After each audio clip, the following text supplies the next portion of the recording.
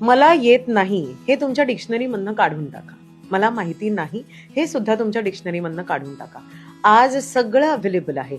एखादी गोष्ट समजा तुम्हाला टीव्हीवरती कुठलं तरी OTT आणायचं आहे आणि ते तुम्हाला येत नसेल, त्याच्याबद्दल सुद्धा YouTube व्हिडिओ आहे. ठीक आहे. सो हे मला जमत नाही, हे मला येत नाही, हे काढून टाका. सख्यांनो, हे काढून टाका.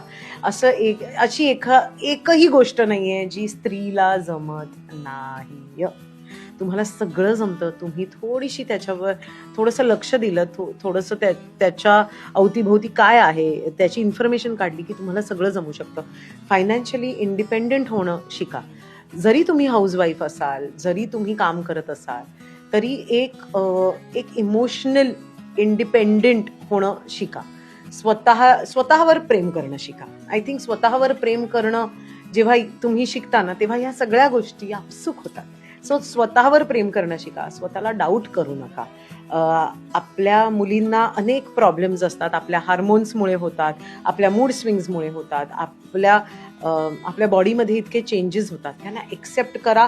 आणि माझं कारण होतं ना, मुलींना असं होतं की माझा रंगच असा आहे, मग मी ह्याच साईजची आहे, मग मी अशी का नाही, मी तशी का नाही. आणि आता तर कारण ते इतकं व्हिज्युअल मीडियम झालं आहे सोशल मीडिया वगैरेमुळे, ते तर खूप होतं. सो कुठलाही डाऊट बाळगू नका. तुमच्या आत तुम्ही कसे आहात ना, that is what really matters. कधी कधी असं वाटतं मला की बघ, आता मला पण ट्रोलिंग करतात ना ग, तर मला असं वाटतं की हे लोक तर बोलतातच ना, किंवा आता आपले नातेवाईक तर बोलतातच. आता मी सुद्धा मला बोलायला जर का लागले तर मग कसं होणार आहे. त्याच्यापेक्षा मी स्वतःला बोलत नाही. बाकी सगळे तर त्याची भर पाडतातच आहे. बाकी कोण ना कोणतरी येऊन कुरकुर करतच आहे ना माझ्या कानात.